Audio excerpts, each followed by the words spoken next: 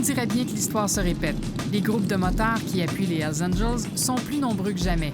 Ils portent des noms qui défient la loi 101, mais qui sont surtout censés faire trembler.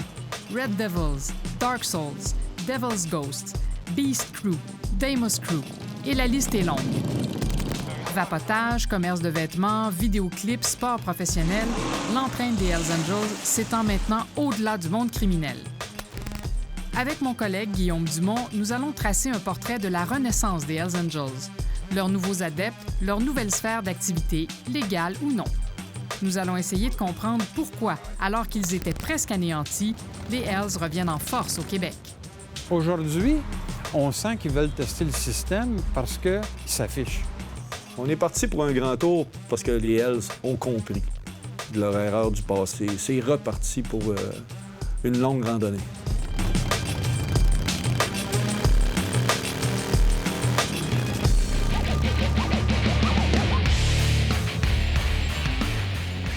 Pour se faire une idée de l'ampleur de la renaissance des Hells Angels, il faut aller faire un tour au Bike and Tattoo Show de Laval. C'est le premier événement de l'année pour les motards du Québec. La police y va aussi pour mettre à jour ses renseignements. Des membres des Hells Angels y vendent, entre autres, des chandails Support 81 au profit des différents chapitres qui sont en train de se reformer. Ici, on parle des Hells Angels. 8-1, on parle du 8 pour la 8e lettre de l'alphabet, qui est le H, et le 1, qui est la première lettre de l'alphabet, qui est le A. L'ex-capitaine de la Sûreté du Québec, Serge Landal, a témoigné comme expert dans tous les procès contre les motards. Quelqu'un qui achète ce chandail-là n'est pas en soi un Hells Angels, n'est pas en soi un criminel, mais cette personne-là adhère à une certaine culture. C'est pas un crime de s'afficher. Non, effectivement, c'est pas un crime de s'afficher. Appuyer les Hells Angels n'est pas illégal et porter leur emblème non plus. Ces dernières années, les Hells avaient rangé leur veste de crainte de se faire rattraper par la loi sur le gangstérisme, qui punit plus sévèrement les activités faites au profit d'une organisation criminelle. Mais les échecs récents des grands procès devant les tribunaux leur ont redonné le goût de s'afficher. Les policiers appellent ça une opération de visibilité. Il faut faire peur et on fait peur, d'une certaine façon, avec les couleurs. Sylvain Tremblay a enquêté sur les motards pendant 15 ans. Il a participé à l'enquête qui a mené à l'opération Shark en avril 2009. 156 membres en règle et proches des Hells Angels sont alors accusés et les 5 chapitres du Québec sont démantelés. Il n'y avait jamais eu une opération d'une telle envergure. C'était vraiment ambitieux. Dès les arrestations, les procédures judiciaires s'annoncent interminables. Même détenus, les Hells cherchent des façons de continuer leurs affaires. Ce sont eux qui savent combien il y a de drogue, quelle sorte de drogue il y a dans la rue, et qui sont en mesure d'assurer le retour d'argent, parce que cette drogue-là n'est pas toujours payée. Donc, là, c'est une roue qui tourne, là, on fournit en bas, mais il faut que l'argent vienne. Et du jour au lendemain, ces gens-là se retrouvent incarcérés, et on a dû faire appel à ce moment-là à des forces extérieures là, pour venir aider, à des frères extérieurs, si on veut. Les Hells Angels de l'Ontario viennent gérer une partie des affaires de leurs confrères québécois pendant la tenue des méga-procès. Les Hells Angels du Québec, décimés, ont cependant appris de l'aventure ainsi que des opérations du passé. Ils ont vu qu'ils étaient quand même vulnérables, là. Donc on a décidé vraiment de mettre des barrières et de se protéger au niveau de l'organisation des Hells. Pour se protéger, les Hells ont créé des clubs-écoles, comme les Red Devils, chargés du sale boulot. Ils relèvent directement des Hells Angels. Les Red Devils sont formés des solides de l'organisation, qui ont quand même fait leurs preuves et qu'on a confiance. Sous les Red Devils, on trouve plusieurs clubs. Certains affichent leurs couleurs, même sur Facebook. Les Dark Souls ont une importance capitale, s'affichent ouvertement. Ils ont l'air plus guerriers. Et on s'entend que ces groupes-là sont dans la business criminelle. Au Bike and Tattoo Show, un membre en règle des Hells semble superviser ses troupes. Robert Lecomte. Dès 2013, il a été envoyé en renfort de la Saskatchewan pour reformer le chapitre des Hells Angels de Montréal. Monsieur Lecomte s'est lancé en affaires dans un domaine en vogue, le vapotage. Jusqu'à tout récemment, il était propriétaire d'une franchise de Vape King, qui compte de nombreuses succursales au Québec. Or, selon nos vérifications, la quasi-totalité des Vape King, et il y en a eu une vingtaine, est exploité par des gens liés aux Hells Angels. En Beauce, les gens derrière l'expansion de Vape King sont 2 étoiles montantes de la relève des Hells, les jumeaux Yannick et Éric Blanchette. Dans les années 90, ils ont été incarcérés au pénitencier de Donnacona. Les jumeaux Blanchette, à la sortie, sont devenus Black Mask, sont devenus par après Dark Soul et sont devenus maintenant membres en règle Red Devils. Eux aussi ont monté rapidement. En 2012, les jumeaux Blanchette sont arrêtés en possession de cocaïne et d'armes à feu en République dominicaine. Ils sont ensuite relâchés et reviennent au Québec. L'un des Blanchette était présent à la réunion des Hells récemment à Ottawa. Les frères Blanchette ont des gens loyaux autour d'eux, puis ils sont propriétaires présentement de ce genre de commerce-là. À Mirabel, celui qui vend des produits Vape King est un prospect des Red Devils, que l'on voit ici au Bike and Tattoo Show, visiblement fier de porter ses nouvelles couleurs. Ici, à Beauport, le défunt Vape King partage la même adresse que le salon de massage érotique Opal. Sa publicité laisse peu de doute sur ses services. La dame qui possède le commerce est la conjointe du Hells de Québec, Marc Roberge. Marc Roberge s'est fait connaître dans le monde criminel dès les années 90. À cette époque, Roberge et ses frères s'allient au Rock Machine. En 96, Roberge envoie des fiers à bras, ce qu'on appelle une équipe de baseball, pour régler son compte à un vendeur de drogue des Hells. Il y a une victime, un homme de 25 ans, battu, aspergé d'essence. Le jeune homme a péri dans l'incendie qui s'en est suivi dans une piquerie du quartier Saint-Roch. Roberge a reconnu sa participation dans cet événement qui a marqué le début de la guerre des motards dans la région de Québec. Roberge a aussi été condamné pour trafic de tabac et de drogue en lien avec le territoire de Kanawake. La bannière Vape King a été lancée par 3 associés de Montréal. À première vue, aucun lien avec les motards. Mais Facebook nous révèle qu'un des propriétaires est membre des Red Devils. Nous avons rejoint l'un de ses associés, Patrick Sinaï. Est-ce que ça vous gêne que le président de votre entreprise, le Peter Julius Joseph, soit membre d'un club de motards? Je connais ce monsieur Peter depuis, ça fait 22 ans. Et je peux vous dire, c'est pas quelqu'un qui commet des crimes. Ce qu'il fait dans son temps off ne me concerne pas. Quant au fait que la plupart des franchisés Vape King sont proches des Hells Angels ou associés aux Red Devils, est-ce que ça vous dérange? Est-ce que ça vous embête? J'ai jamais fait un background check sur qui ouvre un magasin. Maintenant, si demain matin je suis au courant que quelqu'un commet un crime par rapport à Vape King, mais c'est fini, vous fermez, c'est fermé. La nouvelle loi appliquée à l'industrie du vapotage interdit d'essayer les produits en magasin. Lors de nos visites, Vape King respecte la loi à la lettre, partout, sauf à la succursale de Kanawake. Je peux pas essayer, hein? Ouais, ici, on n'est pas en ville, fait que... Ah ouais, OK. Pour arrêter de fumer, c'est ce modèle-là. Y a-tu moyen de fumer d'autres choses avec ça? Premièrement, on a normalement des machines pour fumer du weed. Ah ouais? Ou encore meilleur, moi je trouve meilleur, c'est quoi du shatter? Ouais, comme le wax. C'est ça, la wax. L'extrait de THC. On nous donne la recette pour vapoter de l'extrait de cannabis. Je prends du shatter, je le mets dans un petit bol de Pyrex. Mais aucun des Vape King que nous avons visités ne vend ce produit. Leurs activités commerciales sont légitimes. C'est plus les Hells de l'ancien temps, là. Tu sais, des motards qui veulent se battre, qui veulent intimider, qui rentrent dans un bar. C'est des motards qui vont être plus subtils, qui vont s'associer dans de l'économie légale et qui vont vraiment le faire là, de façon un petit peu plus intelligente. Dans plusieurs causes criminelles récentes, on a vu comment les entreprises légales sont utilisées par les Hells Angels pour blanchir de l'argent, notamment. La commission Charbonneau a consacré tout un pan de ses travaux à l'infiltration de l'économie légale par les motards, qu'on retrouve autant dans la construction que dans les combats extrêmes. Il y a des conversations, entre autres une conversation qui a été interceptée. Un des membres qui dit clairement « Ceux qui vont vouloir faire le club vont devoir se forcer et avoir des business légales. » Récemment, on a vu encore des membres des Hells Angels qui expliquent à d'autres qu'il faut se légitimer un revenu qui peut justifier leur train de vie. Nous sommes dans une course de stock-car sur la rive-sud de Québec.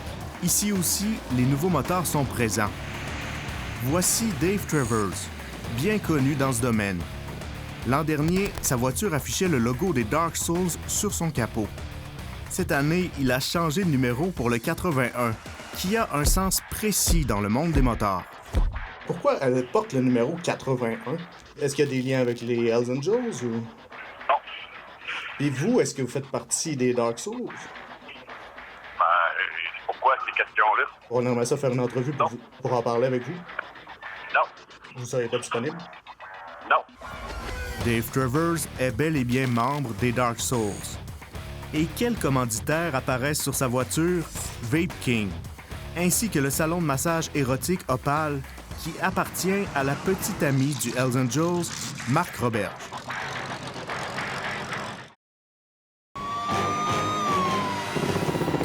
En avril 2009, un grand coup est porté aux motards, l'opération Shark. Tous les Hells du Québec sont arrêtés.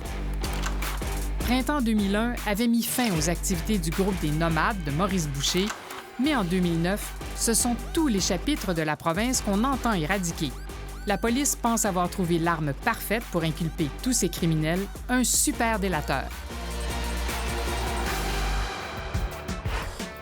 Un matin de février 2006, un enquêteur approche Sylvain Boulanger, qui a été le sergent d'armes des Hells de Sherbrooke.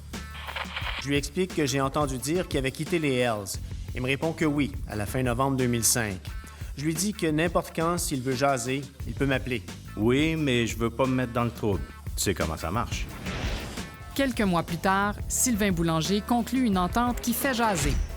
En échange de 3 millions de dollars, il témoignera contre ses anciens complices. Au fil des rencontres, Boulanger révèle aux policiers beaucoup d'informations sur les activités des Hells. Mais surtout, il raconte en détail des dizaines de meurtres. Toutes ces déclarations sont enregistrées. La Couronne a obtenu que son image soit protégée. Quand tu veux faire disparaître quelqu'un, tu lui donnes rendez-vous dans une ville comme Montréal. Puis l'enquête, elle reste à Montréal. Donc, c'est plus facile pour eux autres d'éliminer des traces que de se faire soupçonner parce qu'il vient de Sherbrooke. Puis le véhicule, il le retrouve à Montréal. Fait que l'enquête est à Montréal, puis à un moment donné, il ne trouve pas personne. L'enquête, elle va sur les tablettes.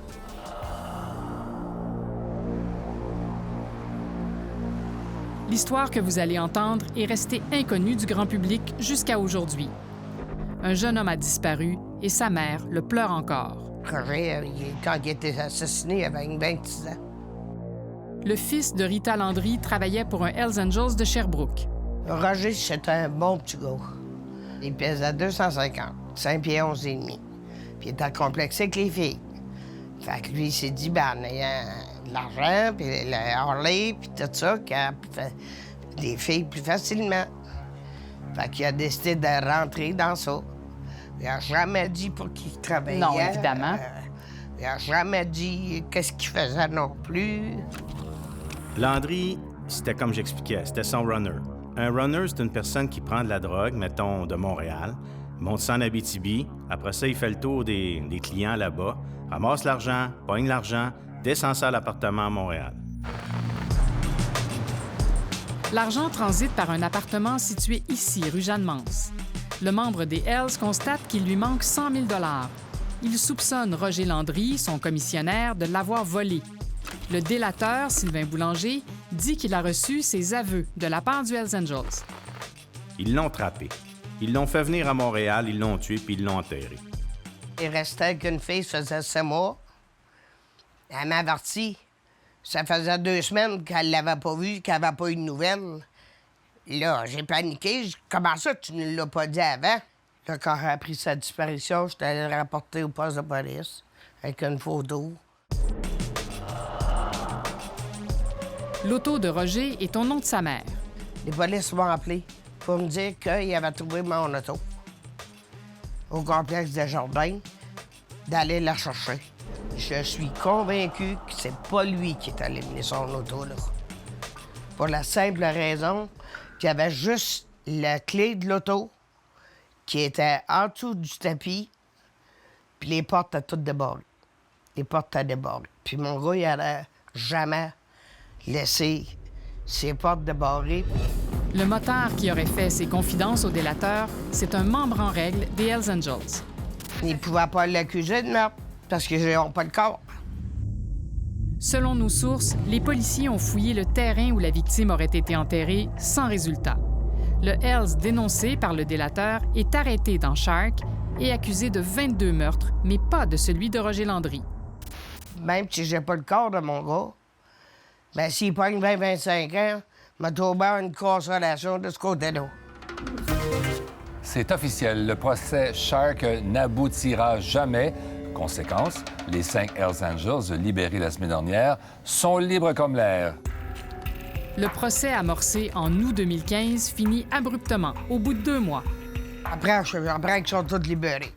J'ai piqué une crise, j'aurais défait la TV parce que je suis en rage. En plus, que détruit ma vie, a détruit ma santé. Rita Landry ne veut plus qu'une chose, enterrer dignement son fils. Que ceux qui sont impliqués dans le meurtre de mon gars, qui me fassent un téléphone anonyme, qui me disent juste où est enterré le corps. Le reste, je me fiche d'eux autres, comme dans l'an 40.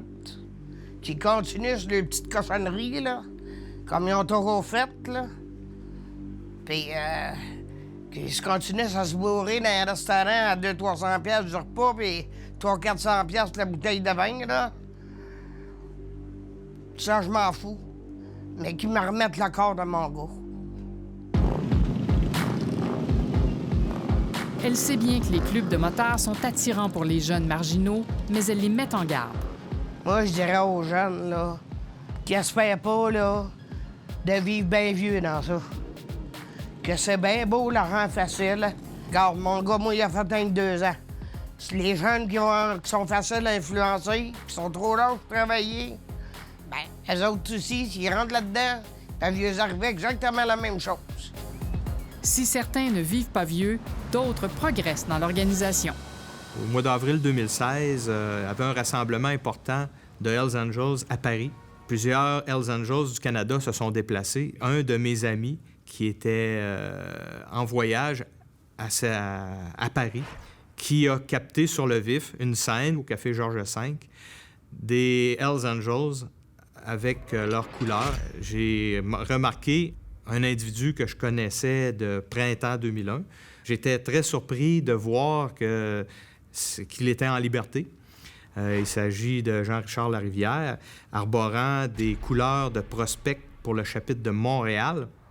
Pour eux, c'est une forme de réussite de gravir les échelons et d'accéder à un statut important de dirigeant au sein de cette entreprise criminelle-là. Ces gars-là sentent une puissance, là. Les Dark Souls, les Death Messengers, quand ils ont leur veste sur le dos qui contrôle, se sentent puissants. C'est un rêve d'un jour être capable d'avoir, c'est un but ultime d'atteindre des patchs Hells Angels, là. Dark soul, hard life. MC, dark side. On a fait un pacte avec le diable. Un rappeur fait l'apologie du mode de vie des motards criminels. Paye ta dette, pitié ta langue. Tourne-la 7 fois avant de parler ou j'éteins ta langue. On parle de violence, on parle d'intimidation, on parle vraiment d'une image de membres en règle Hells Angels des années 90. Dans son dernier extrait, Dominique Simard, alias Fou Furieux, ne fait aucun mystère de son appartenance aux Dark Souls. Sur son affiche, on trouve cependant quelque chose d'étrange. Le logo du club des petits déjeuners, qui n'a jamais donné son accord. Certains de ces hommes ont déjà été accusés de trafic de drogue. Martin Fortier vient d'être condamné à 6 ans et demi de prison pour possession d'une grande quantité de méthamphétamine.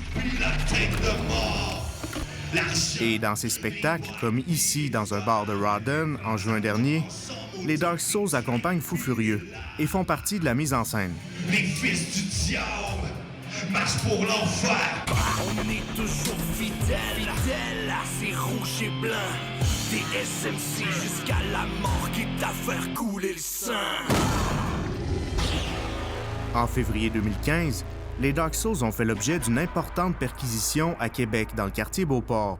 de la drogue évaluée à $250 000 a été saisie, ainsi que des vêtements portant l'inscription Hells Angels. L'affiliation des membres des Dark Souls au crime organisé ne fait plus de doute. Lors d'une perquisition au local des Dark Souls en Beauce, la SQ a saisi des armes à feu, de la drogue et de l'argent. Et la police y a aussi trouvé un fugitif, Éric Lallier, qui était recherché depuis 8 mois pour une affaire d'extorsion. Et ce n'est pas tout. Un homme d'affaires nous a confié avoir été victime d'extorsion par des membres des Hells Angels et des Dark Souls. Il refuse de donner une entrevue car il craint pour sa vie, même s'il a porté plainte à la police et que son agresseur a été condamné en cours. Bon, ça continue encore, puis la police s'en crisse. Ils m'ont dit de porter plainte, puis qu'il n'y aurait jamais de danger pour moi. Aujourd'hui, ma tête est mise à prix, et ils veulent me tuer. J'aurais dû prendre les 100 000 $, le donner, puis j'aurais eu la paix.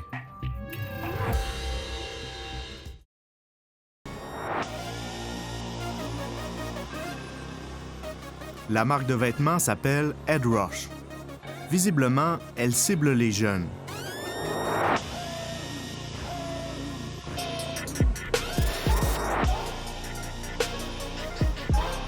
Et pour en faire la promotion, l'entreprise utilise des célébrités.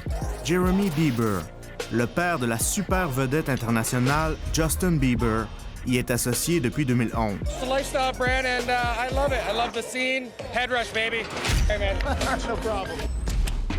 On mise aussi sur des vedettes de combat extrêmes. Et la plus grosse prise de Ed Rush, le joueur étoile de la LNH, Christopher Le Temps. Mais la marque attire aussi une toute autre clientèle.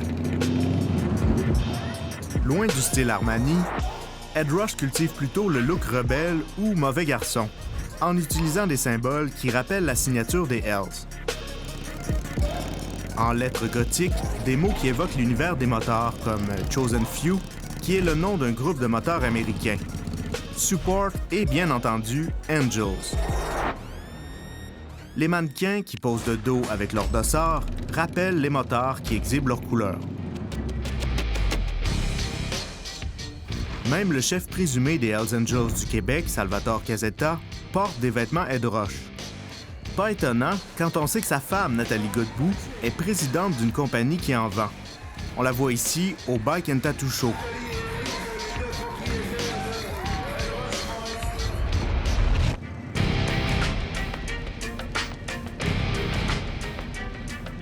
Les supporters des Hells sont nombreux à avoir adopté cette marque de vêtements. On le voit dans les différents événements et Facebook est aussi leur vitrine.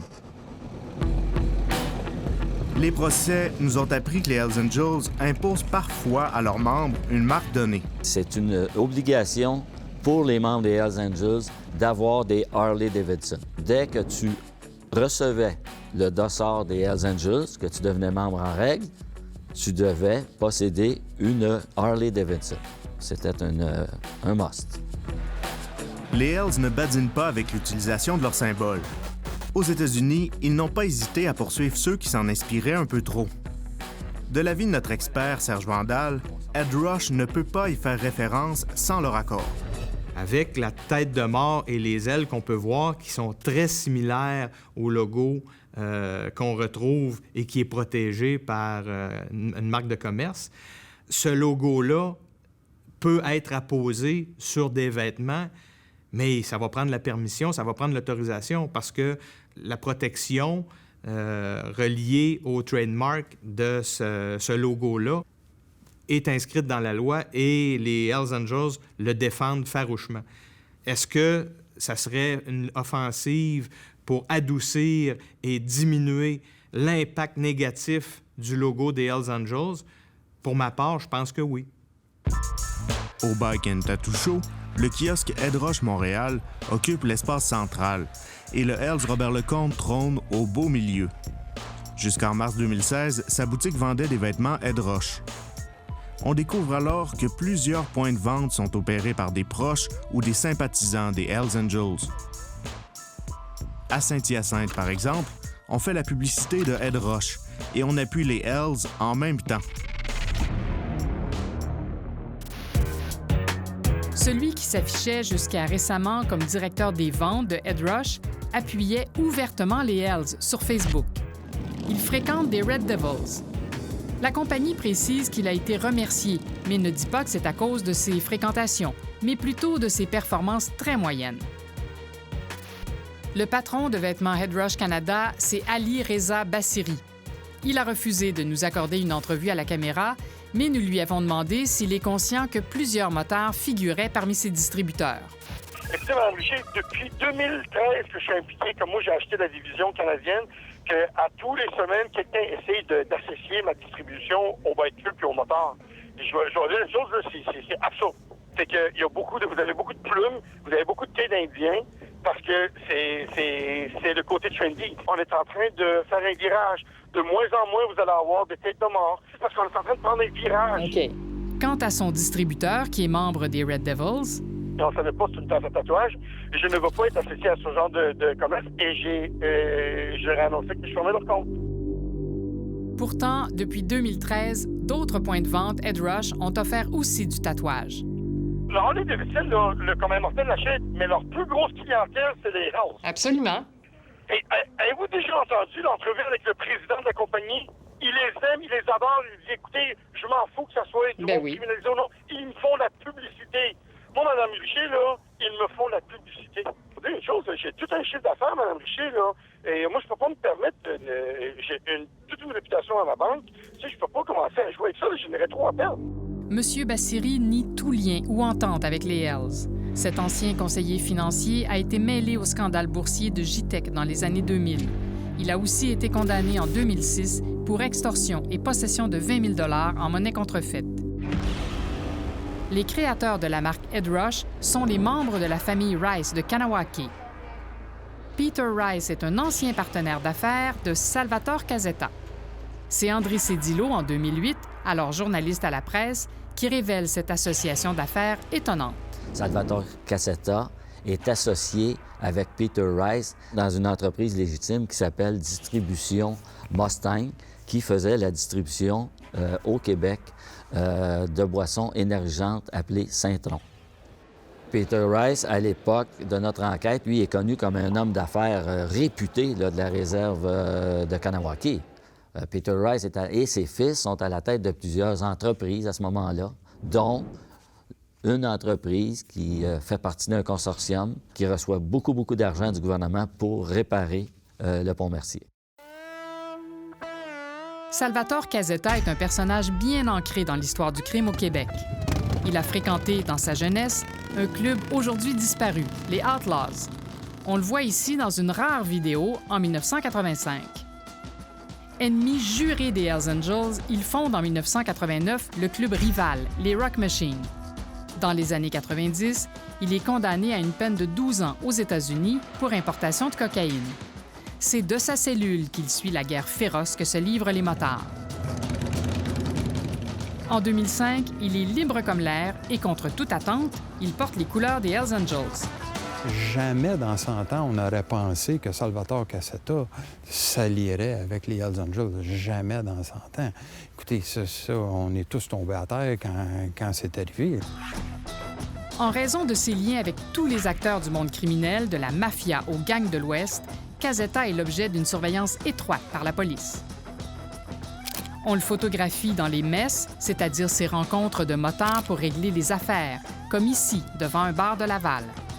En 2007, on intercepte ses commentaires alors que le Bloc québécois milite pour une loi interdisant le port des couleurs par les motards.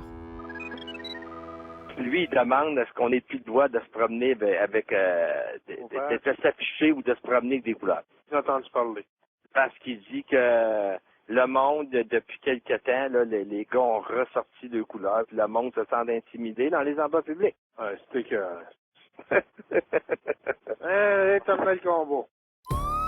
Coup sur coup, en 2009, Casetta est arrêté dans 2 opérations d'envergure. Dans l'opération Shark, il est arrêté pour du trafic de drogue et du gangstérisme au profit d'une organisation criminelle comme les Hells Angels. Salvatore Casetta est libéré des accusations dans l'opération Shark avec une trentaine d'autres accusés. Mais il est mêlé à une autre affaire.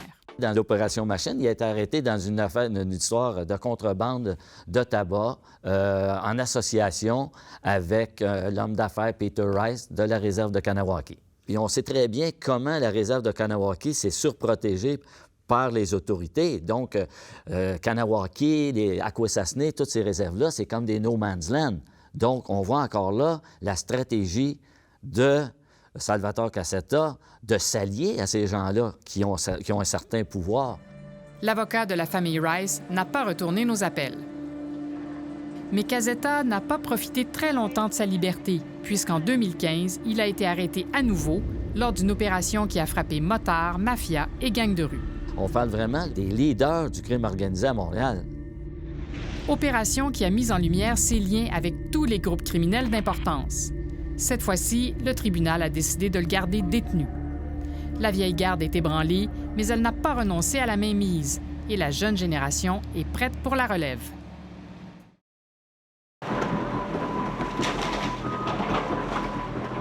Ce symbole de la puissance des Hells de Trois-Rivières disparaît à coups de pelle mécanique. Mais c'est loin d'être la fin des repères de motards criminels au Québec. Dans la petite municipalité de Scott, en Beauce, les Dark Souls inaugurent de nouveaux locaux. La présence des motards criminels fait peur à bien des citoyens, selon une responsable de la ville. D'autant que certains individus accusés de crimes violents ont été arrêtés dans le local. La Sûreté du Québec s'occupe du dossier, dit le maire de Scott, qui préfère ne pas s'en mêler. Mais certaines villes ont décidé d'agir. Les premières manifestations qu'il y a eu à Chambly, c'est des motards qui ont circulé dans la ville et aux alentours avec leur insigne distinctif. Donc, les écussons reliés aux Red Devils.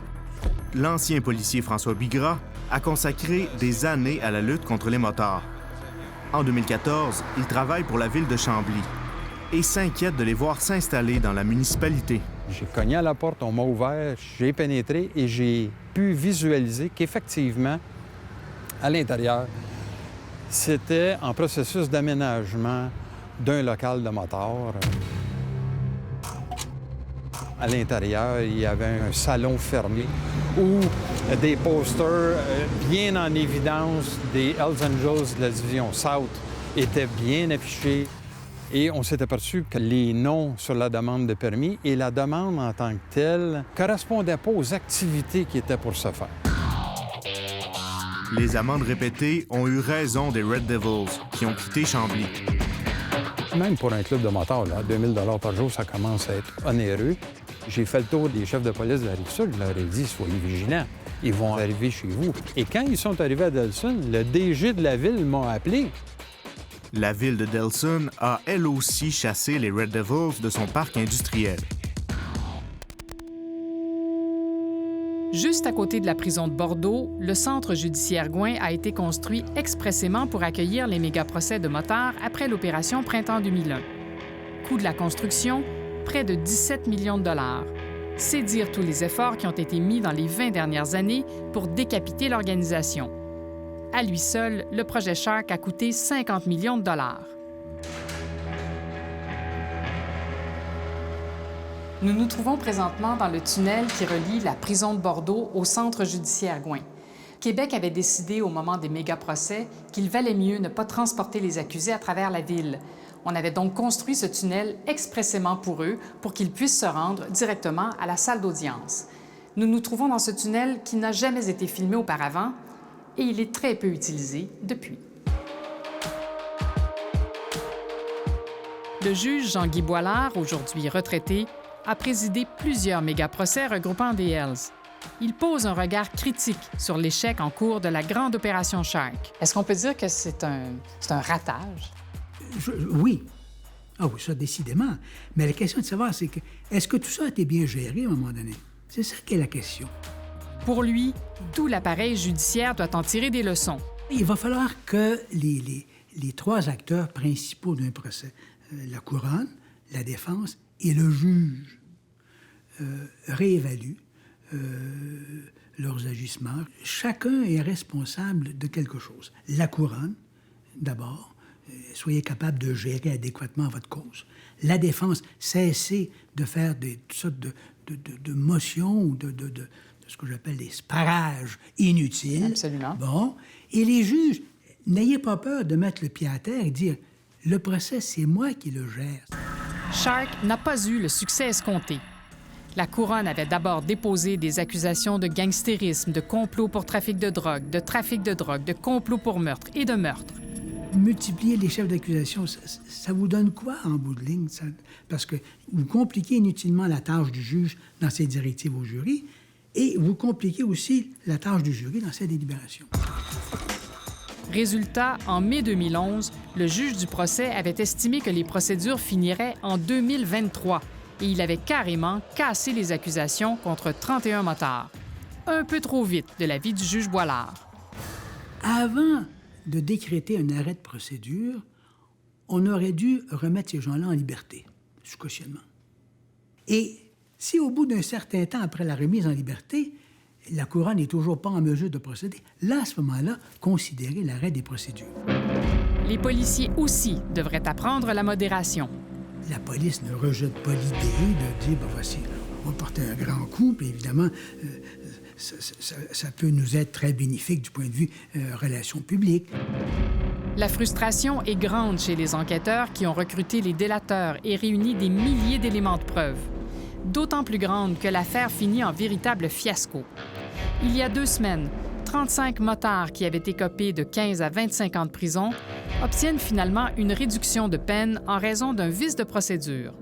C'est le cas de Marvin dit Casper Ouimet, connu pour avoir infiltré des compagnies de maçonnerie. Jacques Aymon, qui fréquentait des leaders syndicaux de la FTQ Construction, et plusieurs autres Hells de Sherbrooke, ce qui suggère que le club va se reformer très bientôt. On peut dire quasiment que Shark est un échec, ce qui est absolument injuste parce que c'était pas parti pour être un échec, Shark. Non, c'était pas parti pour être un échec. On pourrait dire que le système judiciaire l'a régurgité, si on veut, là, parce que c'était trop gros.